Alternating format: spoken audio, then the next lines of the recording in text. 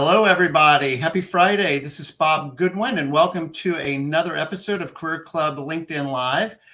Today, we have a phenomenal guest, which we will get to in a few minutes.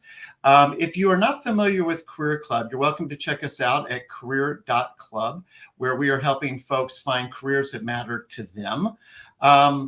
Also, as we kind of start looking forward to next year and some of the guests that we'll be having on as we launch season 2 of Career Club Live, very excited to have Joel Rubinson, who is probably the smartest person I know in measuring marketing spend.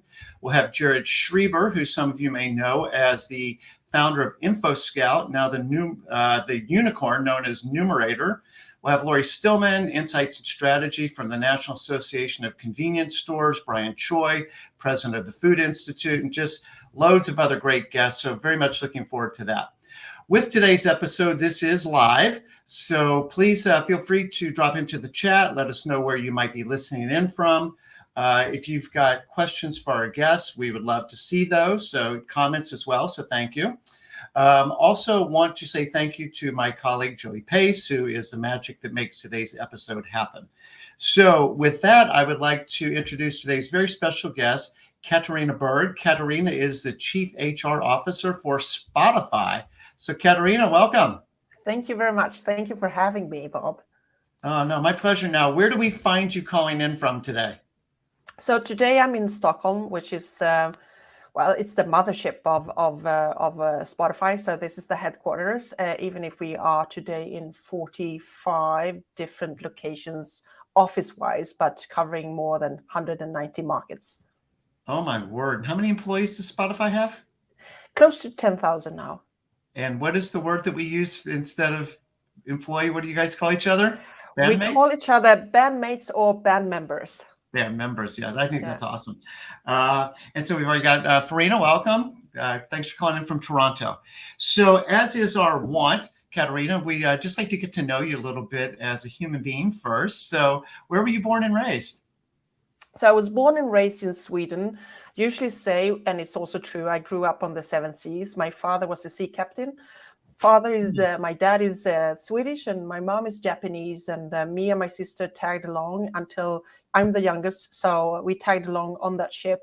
And my father carried kind of the curriculum. And we were only one pupil in every class. So you got all the questions. And then finally, when the Swedish school system said they need to come in and we need to check if they learned anything, we were like so relieved and so happy, because then you could kind of hide in amongst being one of 30 in every class. So, but born and almost raised in Sweden. Wow, that's super interesting. Just the whole thing with your dad being a sea captain, traveling, growing up. Common question. I think maybe this is more U.S. kind of oriented, but where did you go to university? So I went to Lund, which is down south, almost close to the border of Denmark in Sweden. I also then had a year when I was in Utrecht, which is in the Netherlands, where I did my master's. So in Sweden and also in the Netherlands. Oh, very nice. And then just a little bit about your family. You already mentioned your sister. Yes. So very, very close. She's 4 years older. She looks exactly like my dad, blonde hair, very much like my dad too. And I look more like my mom. And I have the best of families and moved to Stockholm from Gothenburg. So I'm from the West Coast. And as we all know that are from the West Coast, in any country, it's always the best coast, right? But now, I've been in Stockholm for the last 30 years after university, but I also stayed abroad for a little while. Yeah. Do you mind just painting a little bit of a picture of your career arc? Mm-hmm. So I'm a behavior scientist. So after university, and in Sweden, you can study what is called HR management for 3.5 years, and then you can add if you want to have a master's degree. So I did that. So I've been also very faithful, and my first love, but not my only love today, was HR or people or whatever you would like to call it. So every time I got a new job, I actually had the chance to change industry.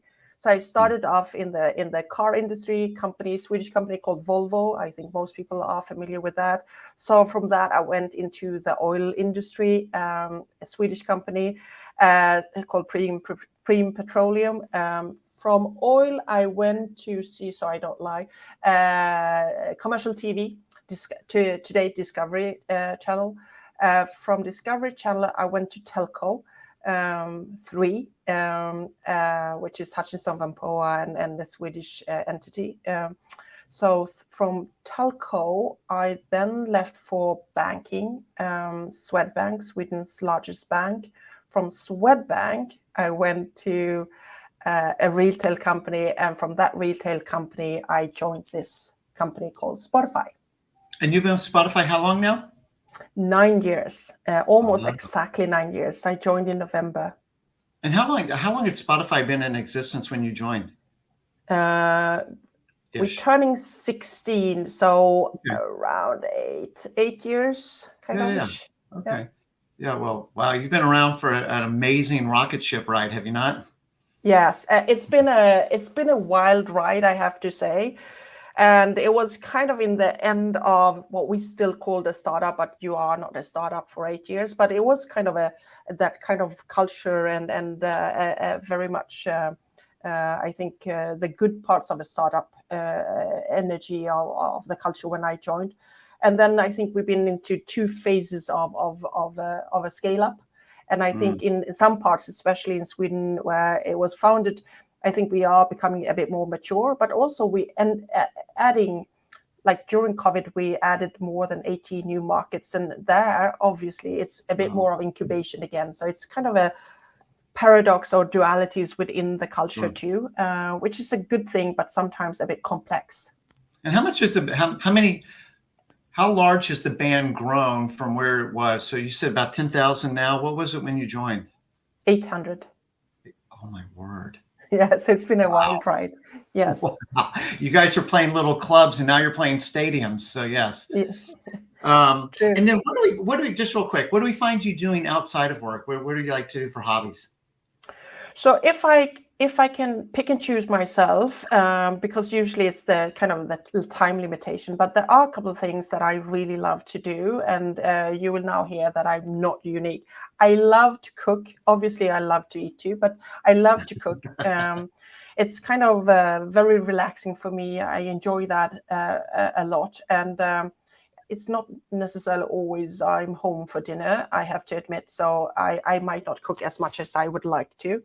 I love to travel, but not so much any longer because I've been traveling a lot due to work. But just to get to know new cultures and new people. And the way I usually get into a culture is also via eating, trying to understand. And food is such a really good way of connecting and getting time together with people. And then whitewater rafting. For the longest time, whitewater rafting was one thing that I tried to make sure that I did in so many parts of the world. Haven't done it lately. I want to pick it up again. And then obviously I love to go to a great concert or to the theater. Those are the things. So who would be top 2 or 3 acts that you would like to go see as soon as possible? As soon as possible. I actually would love to see Bruno Mars because I hear that the show that he puts out in Vegas is just amazing. It's strange that I say that because I might not be like a Bruno.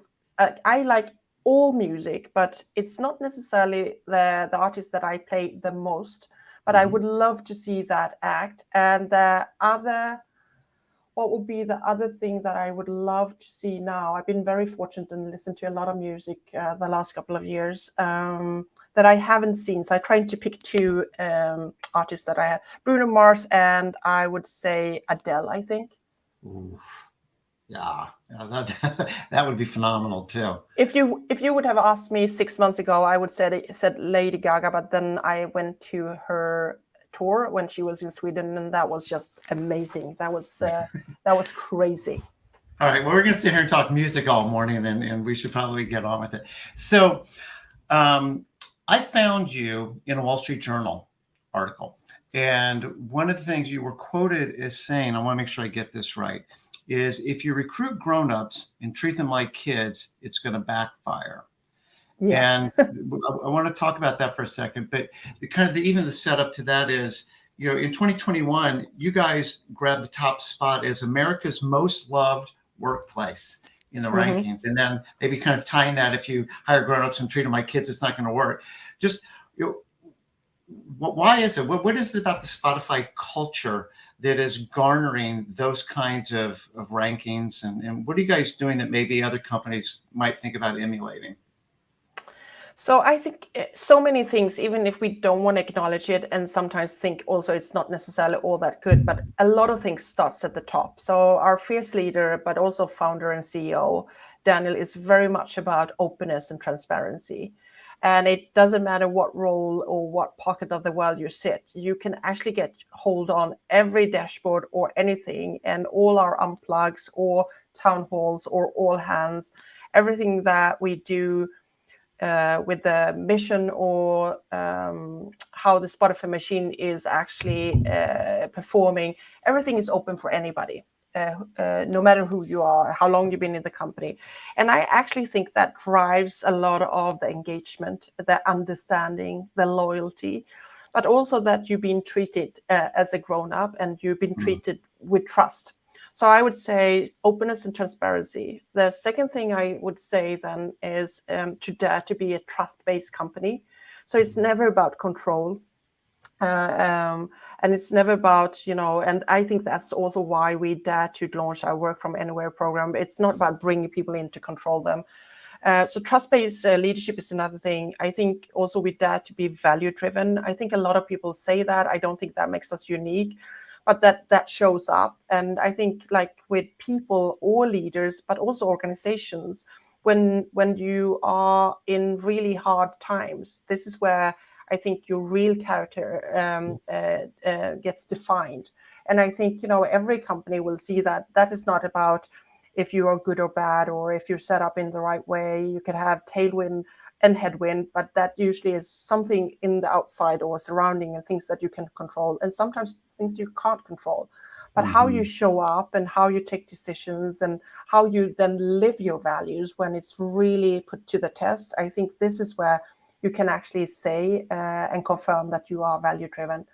And then I think, you have to be empathetic. I think you have to listen. And I think it's also today a lot about communication, and really putting the time and the effort to over-index in communication.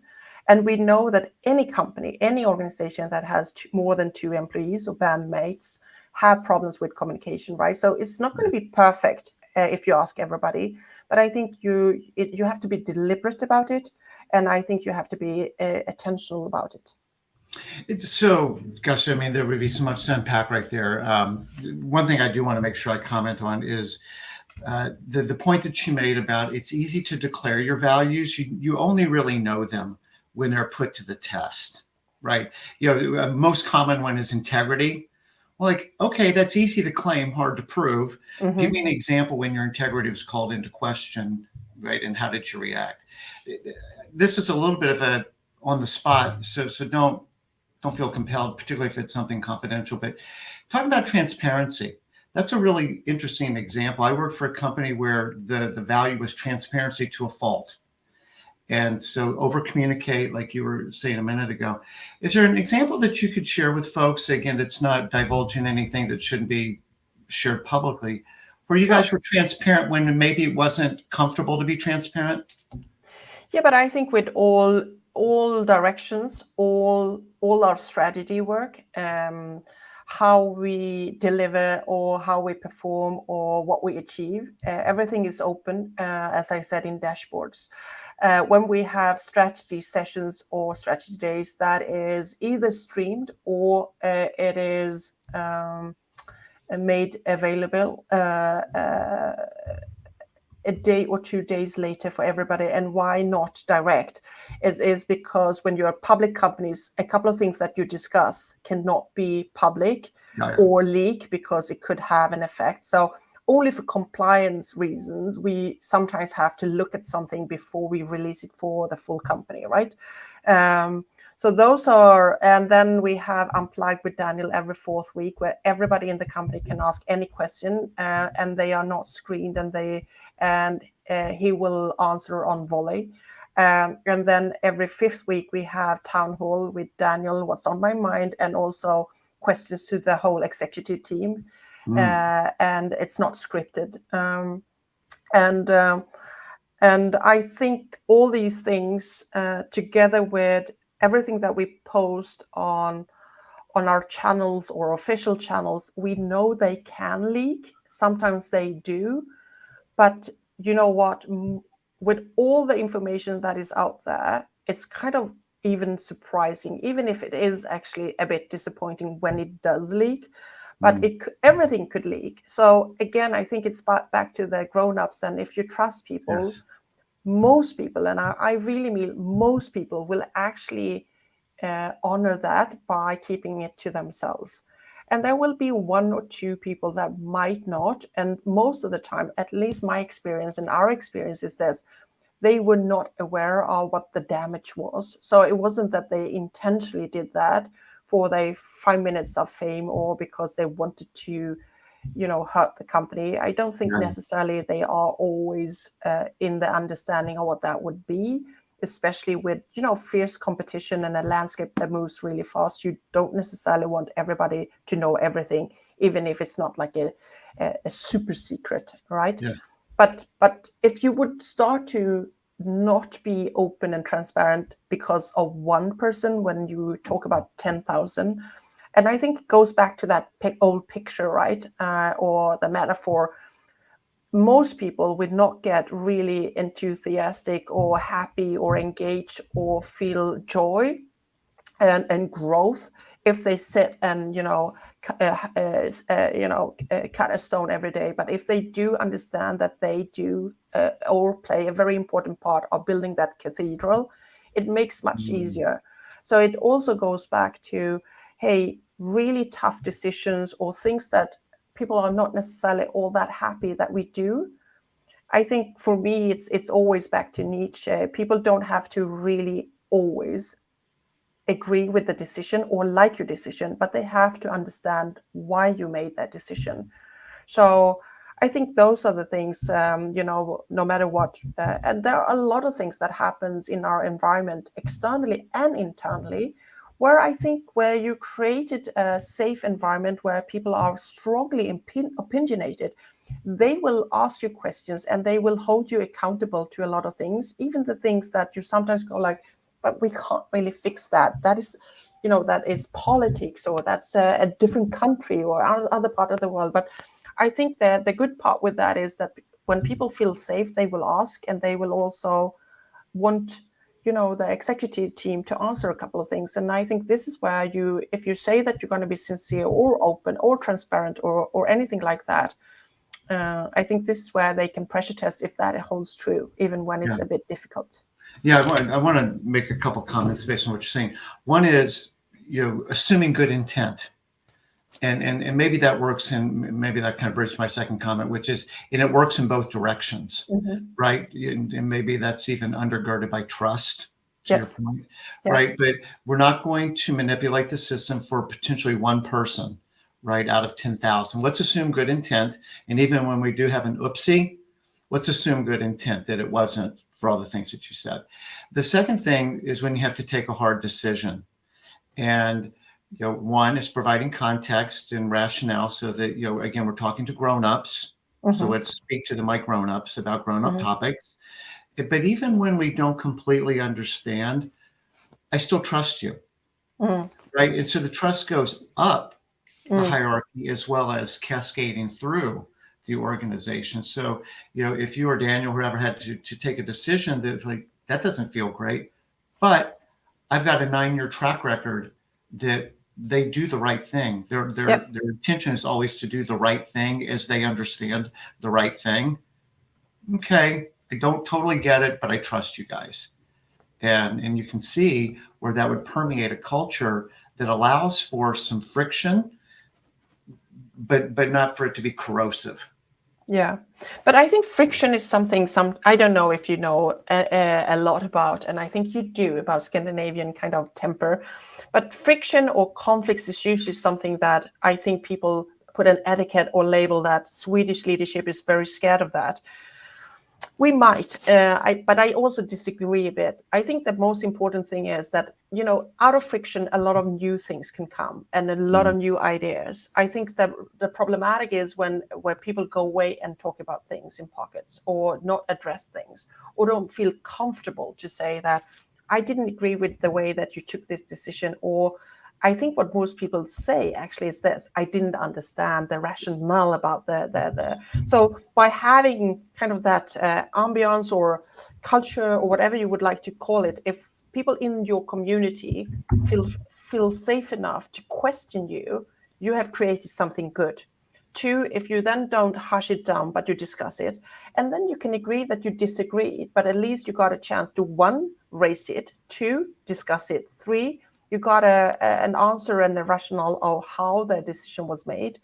And then the thing that I think also in HR, at least, a lot of people don't dare to discuss is this: if you then stay and you don't trust or you don't like and keep not liking the decision that the executive team or the lead team is making, it actually says more about you if you stay than them, right?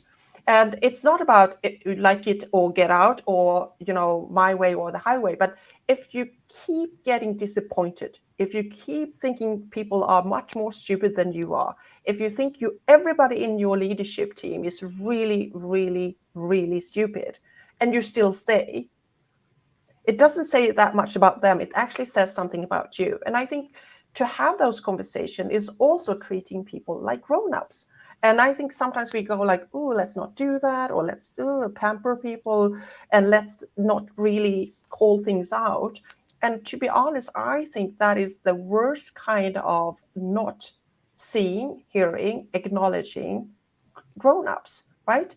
Because if you have smart people and they are passionate about something, they need to tell you, or you need to tell them. And sometimes you will not end up in the same place, and that is okay, right? Yes. But Yes. what's not is okay is that you don't discuss or debate, or that they don't feel safe enough to say, I have a different opinion, or I don't agree with you. Well, one of the things that we talk about is diversity is good, but diversity is just the beginning, because diversity means you're going to get diverse backgrounds, points of view, perspectives, experiences, everything. And how do you be inclusive, to your point, that things get raised, talked about, decided on, and still be able to keep it together? And I'd love to hear you talk about that. I think you're getting at it, which is basically that it's got to be undergirded by civility and respect, that we can disagree without being disagreeable. Yes, and I think it's more about a tone of voice, right? And it's also knowing how the way that you ask something, or if you question something, I think the way that you do it will sometimes also get a spin of how people will respond to that or react to that. So if you could diffuse that by saying, it's okay, but maybe you could talk to another person. And I think it comes down to a couple of things. When people come to a conclusion or decision that you don't agree with, they might know something that you don't know. That is one thing. Heaven The forbid. second thing is this: it could also be that you know something that they should know. Then you should tell them, instead of going, "Are you stupid?" And first, on the third place is this: they might be actually really ignorant, but that is not very common, right? So what I think a lot of people go to in the first place when they don't agree is this: you are really, really stupid, or I know something that you don't. Instead of asking, how did you come to this conclusion? And then listen to that, instead of sit and try and wait and get up with the argument of why they are wrong. If you just listened, and if we all listened a bit more, I think, we would learn more, but also maybe there is a third solution to something, which is more creative and maybe all more constructive. But I think we usually are so busy with like my idea, or come very, very fast to the conclusion of, I might be much smarter than everybody else in the room, and that is very seldom it, right? I think we get smarter when we really work on things together, and then you have to have. So your point about tone of voice, but even the way that you said it is also asking more questions and maybe making less statements. Yes, I think that is important. Kelsey has a great question here. Kelsey Tatum, thank you. Do you feel that younger generations are afraid of having hard grown-up conversations? Or is your point of view on generational gaps in the workplace, or what is your point of view on generational gaps in the workplace and how to handle? So we have a lot of millennials here at Spotify, and we're starting to get a couple of Gen Zs, or the more kind of younger people into. So I don't think that it is so. At least my experience is it's not a generation thing. I think it's more of a culture differences. And what do I mean by that? I think my experience is being in at least 197 markets. There are some cultures that are more hierarchical than others, and Swedish is not hierarchical. So it's very much open door policy, and you can talk to anybody no matter who he, she, they are, and what role they have, and how long they've been here. And we don't really necessarily care about titles, and we don't understand why they need to be long, and why it's much more important to be an SVP than a VP. We focus very much on your impact and leading by work, and then you can be whoever.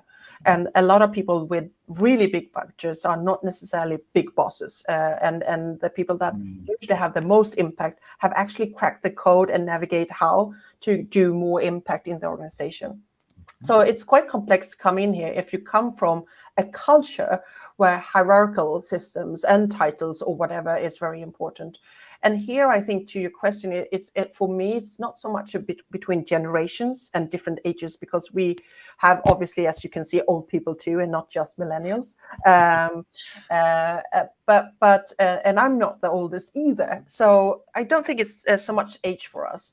But what I think with the younger generation is that they act in a much more natural way than previous generations should have. They will question a couple of things. I think they are much more outspoken. I think they are a bit more. I think they're much more growth or driven by what's in it for me when it comes to learning new things and trying new things. And here I think the older generation can learn a bit more, because we spend so much time at work, right?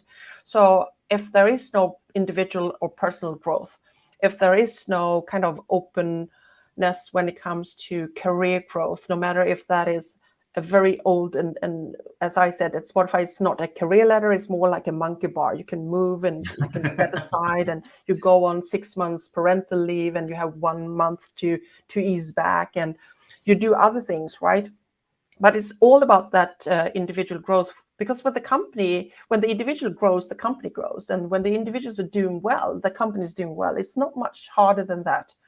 So it's more about, okay, so how do we view leadership and transparency and openness and questioning people or leaders or ideas? What is the difference between Sweden and France? What is the difference between France and UK and Singapore and Japan and US? I think we see more differences there. But this is where I think a very active work on culture and what's important to us and what our playbook is, and this is why we think that culture vaccination is very important. It's about the Spotify culture and the way we want it, and being very open that we want it to be flat. We want it to be opinion kind of driven. We want people to feel safe. We want people to grow, because that is kind of our mantra. We want ideas and not bureaucracy to kind of drive us. And we want to go big and fast rather than, slow and exactly by the book. So one of the things, I mean, there's so much that we can be talking about. This is amazing. One of the things that you guys have gotten a lot of press for recently is around your mental health week. Mm-hmm. And I want to read something that I think you wrote. The only stipulation we had in place was that everyone disconnected. We all took time away from the everyday flurry of emails, messages, and video meetings. Sorry. Naturally, we heard feedback that not checking email for a week straight felt strange at first, but that the feeling of quiet calmness that soon won over was quite unlike anything else. Hmm. So could you talk a little bit about, because I guess this wasn't your first time doing it, but what the original impetus was, and how this has become a thing at Spotify, and what other companies potentially could learn from it? Yeah. So our wellness week, we tried that first time last year, and it sounds like we never work at Spotify, but we take time off very serious. And I think it's also part of the Swedishness, because our 4, 5, or 6 weeks vacation, and especially during the summer, because it gets really dark, it's very important to us. You need to recharge, and you need to get that daylight and into your system and all that. And most companies have 4, 5, or 6 weeks. That is a given. This is on top of that, because when you take your vacations in different parts of the world, and obviously summer in Australia is not when it's summer in Sweden or in US, right? What happens is when other people are working, it's that you will come back with a backlog, or people will ping you, and not because they want to disturb you, but because they are actually working. And it's very hard when you have a big team and it's a global team to kind of know where to send your email and not. And you don't want people to feel that they are not left outside when you're respecting them. So what happened with Wellness Week was we wanted to give everybody a time off, a week off at the same time. And what we learned after the first year of doing that and giving everybody that week on top of all the vacation that they have and other leaves was that everybody came back and said one thing. It was a totally different experience, because you came back with no backlog. Nobody called you, emailed you, slacked you, or did anything except for you could be 100% focusing with the things that is important to you, and or recharge, or just sleep, or read a book, or whatever. And that feeling in the middle of fall in most parts of the world was really something that we wanted to give again this year, because the feedback was so anonymous. Everybody felt that it was really, really important, and also they felt very recharged. We also, like with everything at Spotify, very data informed. So, giving a day here or a day there doesn't it might sound good, and obviously a day is better than nothing if you are stressed, but if you have any symptoms of getting tired, and I'm not talking about like far into burnout, but if you have symptoms, if you a weekend and a week and a weekend take time off, that will really help you with a lot of things, and maybe also the warning signs and changing a couple of things in behavior. But if it's only one day, it's just going to be a break. And then when everybody else is also working that day, or everybody has that, it doesn't really give that effect that we were looking for. So that's why we brought Wellness Week back. As you've talked to other people who hold similar roles at other companies, are you finding that they're like, yeah, I think we could do this, or like, that's good for you guys because you're cool and Swedish, but that would never work for us? I think the reaction is usually 2 and almost 100%. One is, well, besides that is great, and for you. One is that is too expensive, and that could never work for us due to productivity loss. And I think for us, it's more the other way around. It is the productivity that happens for the last stretch into kind of end year, when everybody has a bit of a break, no matter where you are in the world or whatever you celebrate.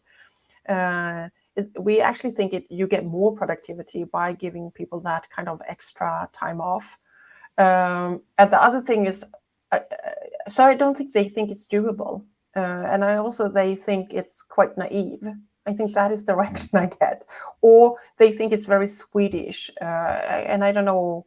But what I give them right is this. When we gave global parental leave for all our employees, no matter if they moms and dads or surrogacy or adoption, same-sex couples, 2015, was the same reaction. Isn't that very, very expensive? And obviously it is, but we also had more than 28 years of experience of what that means for a country, a society, but also companies, and what that does internally for actually having people for 6 months to up to 7 months to try a job or a leadership position, with no loose face of, oh, maybe I'm not a manager after all, or it actually airs the system in a good way. And the person that is off, we all know that parental leave is the best, kind of leadership training that we don't have to pay for, because feedback is immediate. What works with your kids works with your kids, and what doesn't work with your kids. And the other thing is, most parents get much better at multitasking and prioritize. And prioritizing is something most companies are not very good at. And when everything is wildly important, nothing is important. And when you're trying to do everything, you don't get very productive. And when you learn that as an individual, that will also kind of taint the whole kind of the organization too. So a couple of things. I do want to address a question that Danielle has here in just a second, but just back on the, wow, that sounds really expensive. Is if I did my research right, I think you guys have had like a 15% reduction in attrition in the past couple of years. Yes. Well, there's a very hard ROI. I'm sure that you guys have calculated associated what the benefits are of Yes. improved retention. Yes. So for all these things that we enter, it's not just, oh, this is really nice, or we are the nicest employer ever. Yeah. Doing the calculation for what we call lead on leave with parental leave, obviously it's a great attraction tool. It's also a great retention tool.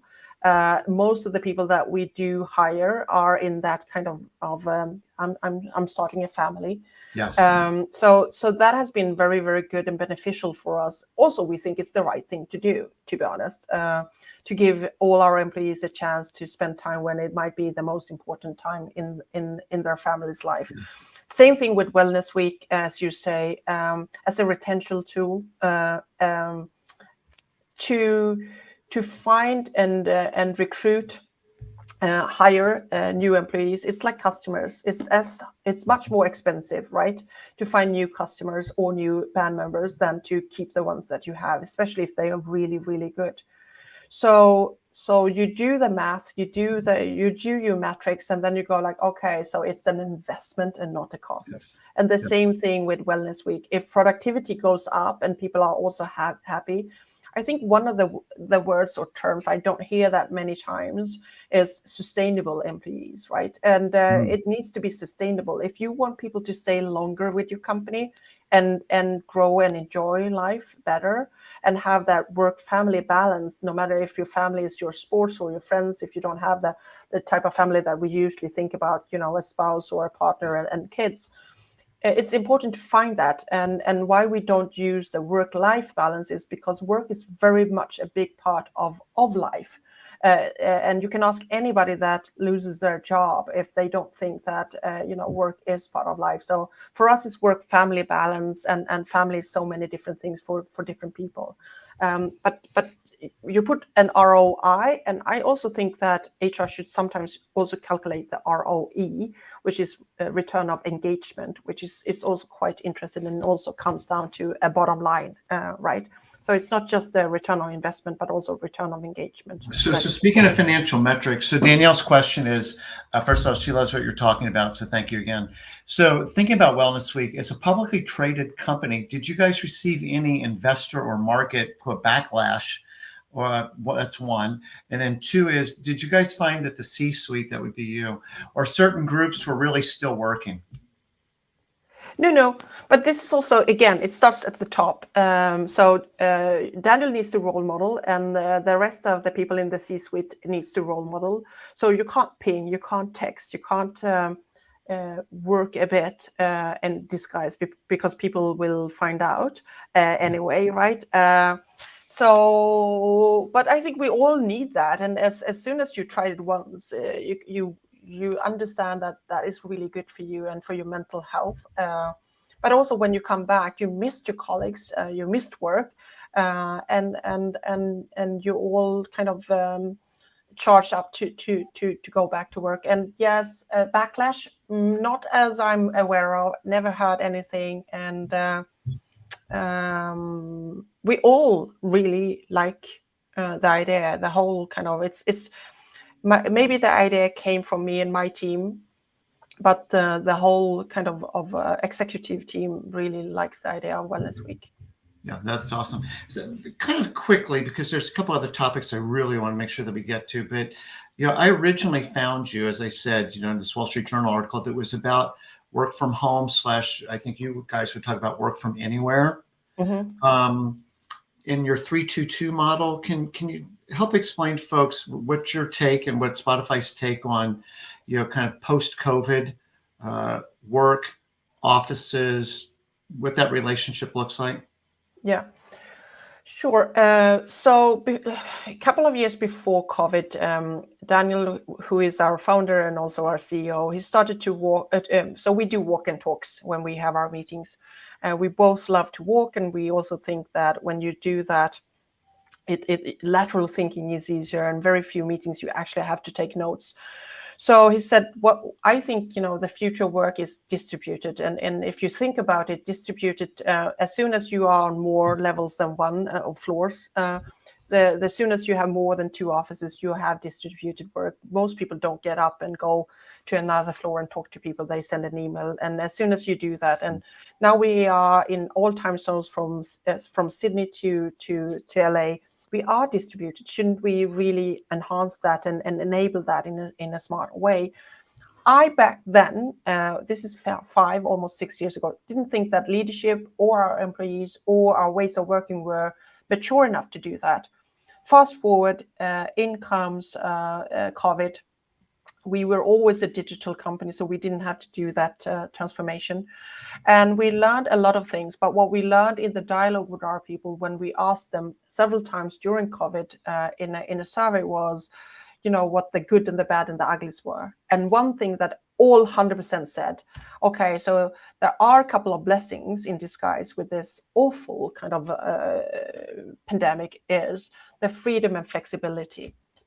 Please don't take that away when societies are safe and open again. Mm-hmm. So we took that to heart, and I have 2 people. I have a lot of great people, but I have 2 people that I call the A-team, Anna and Alex. So Anna Lundström and Alex Westerdahl. And I said, okay, all these ideas that Daniel and I have been talking about on distributed first, and all these kind of flexibility and freedom. If you have a couple of jam sessions with Daniel and really just what is on his mind that I didn't get down on a piece of paper, do something. And they came up with a program that we call the Spotify Work from Anywhere program, which is actually today manywhere and not anywhere, because there are a couple of limitations. Is that limitations? Is that even a limitations? Yeah, we're good. Limitations. Thank you. So and I will come to them. But so March. A year and a half ago, we launched that program. No, sorry, 2 years ago now, we launched that program and said, okay, you can work from anywhere with a couple of guardrails. And the guardrails are not Spotify's. It's actually what the world looks like right now. So there are boundaries called countries. There are also no global insurance in that sense that we would really like to look after our people if they move around. So you have to, after 90 days, you have to go back more or less to where your mailbox is. So you can't be anywhere, but you can be manywhere.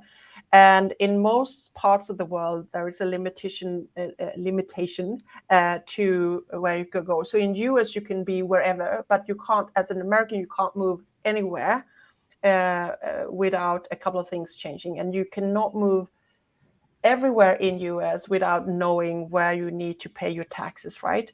But we had to put all these things into the program. So there's nothing, I think, there's no stone unturned in the program that we launched 2 years ago with, and then labor law. So from our side as an employer, we could give more freedom, but for the safety of our employees, bandmates, there are a couple of things that we want to make them aware of. So we did regions. So you can move, like in Europe, you can move. In US, you can move. In some parts in Southeast Asia, you can move. And those limitations are, again, not Spotify's. It's just otherwise, when you do that, you might not have the safety net as an employee that you would have if you would have stayed in the right place. You choose on a yearly basis a home mix or an office mix, right? And why do you do that? Why do you have to choose? So we know how much space we need to have in the offices when we grow. So it's more of a planning thing, and that you know when you decide to go into the office, which is you are free to do even if you have a home mix, and you are free to work from home even if you have an office mix. But we want to make sure that the service, the place, the way that they work, the people that choose this are actually sufficient and also relevant in the setup that we have in the offices. So it's a lot of things that we rebuilt all our offices when everybody was home, with the input of all, in dialogue with all our people of, okay, so we all brought work home when we were forced to be home for a while. And then we see now when we could open again that a couple of things from home we bring into the office. So more silent places than before, less desks, a bit more couches and planning areas, more strategy areas, for sure, more creative areas, because the people that choose to come in, that is what they do now. And everybody has the freedom and flexibility again to work where it makes sense for them, their family, have less commute and hopefully less stress. Quick question. What is your take on the point of view that we just lose so much spontaneity, maybe what you guys would term a jam session, like it's hard to jam alone. And Yes. but when we're together and I hear you doing something, like I can go riff in on that.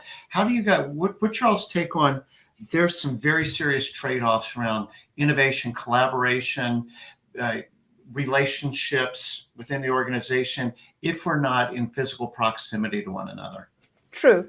So one thing that we have said internally, which is always more important, but also externally, is we want to be and we need to stay very humble. We don't have all the answers. We don't have all the solution. This is an ongoing experiment for the rest of the world, but it's here to stay. The discussion of hybrid or not hybrid, distributed first that we call it or not, we call it smart work, right? I think that is the collective name. It's a smart way of working, and there's not one design, not one solution that will be perfect for everybody all the time. But there were 5 things that we were a bit scared or had concerns around. And we didn't want to only measure ourselves, because sometimes you can be kind of a speed blind or like, oh, this is great. And even if we ask our people, we didn't want to do that. So we started to collaborate with the Stockholm School of University, with the researchers there. And the things that we wanted them to help us really stay close to. One is collaboration. And you mentioned that. What happens with collaboration where people are scattered in the sense that they can actually work from anywhere, right?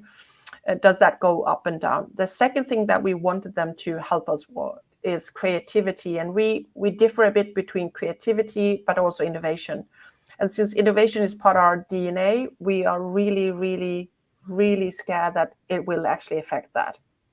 But we also saw a couple of things that are hitting creativity and innovation even more. It is when you're forced to work from home, when it's your choice, and you can eat food, you can go to museums, you can see art, you can experience fashion, you can travel. Usually the things that we don't necessarily think about work is actually the ones that really will help you with creativity and then innovation, right? And innovation is usually not so only one person can create the wheel, but it's actually using 2 different things in a new way and put them together. So it's kind of in front of you, right? Kind of like Spotify. Daniel didn't invent music, and he did not invent coding, but he put them together and boom, you had streaming, right? So creativity, innovation, and collaboration. And then the word that we don't know, and we using 2 words to put that together, that's spontaneous, what we call the micro interactions, when people come together, planned, but more so not planned, and what happens, and when people look each other face to face in the eye, the energy and the well-being, right? And that leads to the 5th thing, which is mental health. a lot of our people now, after 2 years, says it's actually helping them with their mental health, because maybe they are feeling good enough so they can work, but it was really, really hard for them to, in days where they were struggling to get into an office, getting dressed and getting into office and look like everything was good. And then you have another bucket of people that says, it's quite scary because I choose a home mix, but I don't feel all that well by not meeting people and being part of like a physical community kind of, or reminded of it. So we want them to help us look into what we can do there, learn, and also put things into place that are not necessarily out there, because the old way of working, all countries and all companies have actually practiced that for more than 100 years. So we know what worked with the old model. We also know what didn't really work with that, right? This new model, it's only has maybe a year or two, and people go like, it's not working. Yeah, well, we haven't tried it for 100 years, and a lot of things are working for a lot of people. But there are a couple of things. And here I think this is why you need to stay humble and not saying like, we figured it out. We have not. But we are brave enough, or maybe crazy enough, to launch it because our people says it makes sense to them. And we only take care of our people. And it also makes sense in the way that we work with the tools that we work, and also being 100% digital at Spotify. You just gave me a new word, brazy. Brave enough to be crazy enough to try something. I want to just, here in the last few minutes, I want to kind of get into career advice. Obviously, a career club, that's what we're about. It's helping people in their careers. Are there particular talent attributes, Katarina, that you look for when you're interviewing new bandmates? I think there are. I think they are very hard to describe. Obviously, one of the reasons why I come into work every day is because there's a lot of smart people and I learn new things every day, right? So, but if I put down to a couple of traits, I think people that are and also have the energy to stay passionate, curious, or at least curious, which has to do with the ability to learn and keep learning. Also the ability to adapt to new environment, because changes are constant. And I think we are not alone here. I think most companies that needs to or wants to be successful need to do that. I think we're also looking for traits that we see that the people that are a bit more successful actually can deal with polarities or dualities. Very few things at Spotify are either or, they are both and. And that is easy to say, but a lot of people struggle with that. It's very binary, sometimes black or white. If this is happening, then that can't happen. And this is what we see in the world. This is the first kind of going into a recession, or where is a recession, where a lot of people still have a lot of jobs. Usually you see that at the same time, right? And we have seen a lot of layoffs. So it's not that I'm blind for that, but usually it's like all over in every country that is in a recession, the numbers of unemployed people are high. It seems like most people that actually are being laid off are finding a new job still. So it's a duality that you have to kind of grasp of. We're gonna not necessarily either accelerate or pump the brake. We're gonna do both. How do you do that in the business? Or we're going to go a bit left, but also right. And we're going to do it with a lot of energy. So I think duality, or handle dualities, and then complexity. It's a very complex world. But otherwise, it's like people are most like normal people. And then diversity has obviously been very important to us. But when we say diversity, we don't say that diversity is easy, but that is, the beginning of the game. It's not the end game. When you get, for instance, we are 50-50 in the board, but also in the leadership team when it comes to gender.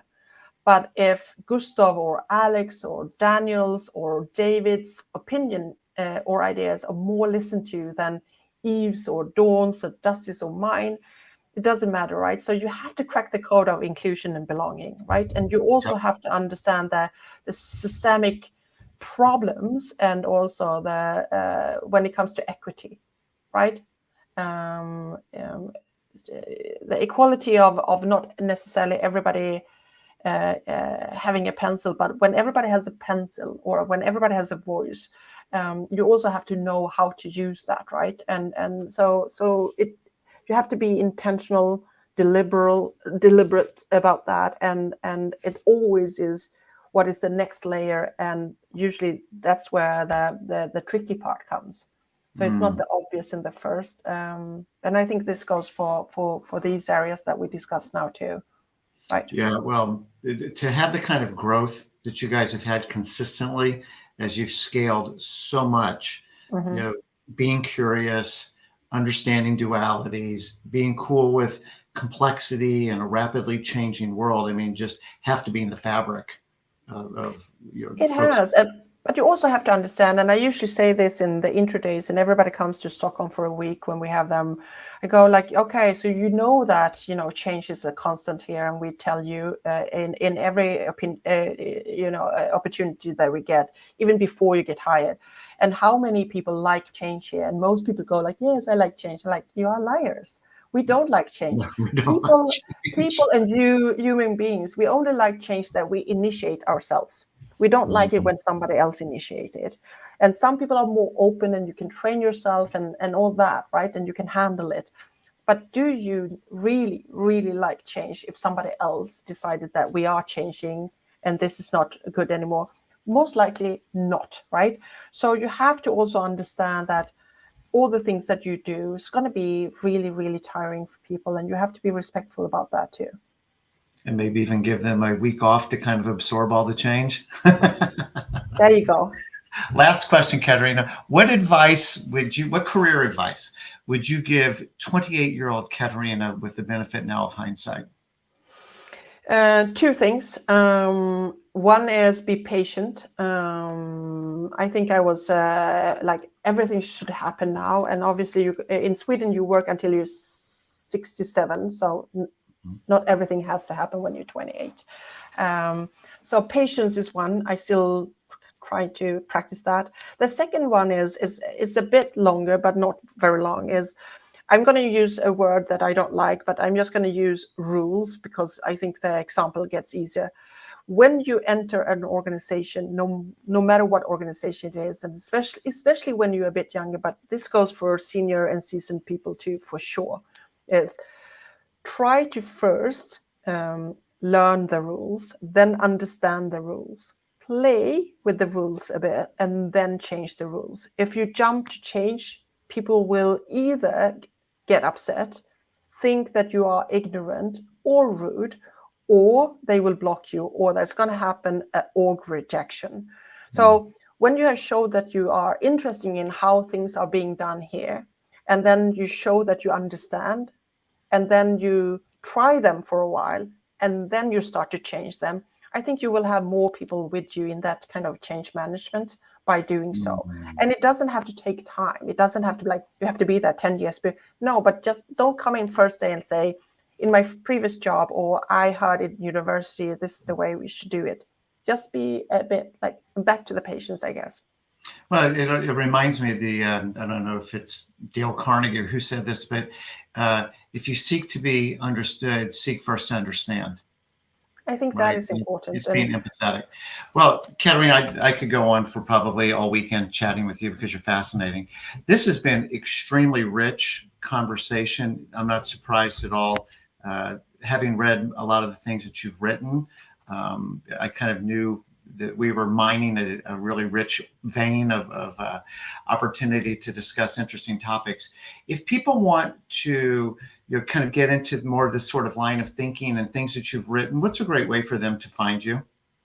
So the easiest way to find me is to go to the Spotify HR blog, where we write everything, and not just about the success. You will find the good and the bad and the ugly things that we try there. And it's not just me writing, it's the whole team. I'm truly blessed with the best HR team in the world. I know people get really upset when I say that, but I believe so, at least, that they are the best team in the world. They are just amazing. So you could do that. You could also, if you're more of a listener than a reader, like myself, you could also watch our VOD pod. On YouTube, it's HR The Real Deal, and on Spotify, it's HR Over the Counter, where we discuss. And most of the example and some of the guests will be kind of the leaders in my team that are, the experts or kind of the leaders of the teams that are excelling in different areas. Well, I think Danielle has said it best. You're amazing. Thank you, Katarina. Thank you. This has been such a pleasure. Thank you so much. And for anybody that's caught part of this or needed to leave early or came in late, this will be available as a podcast on Spotify, probably in about an hour. And then you can always watch this again on YouTube as well. So, Katarina, thank you so much. What a pleasure. And, my pleasure. I hope you enjoy your weekend. Thank you. Yeah, you too. Thank you very much. Thank you, everyone, for listening. Bye-bye.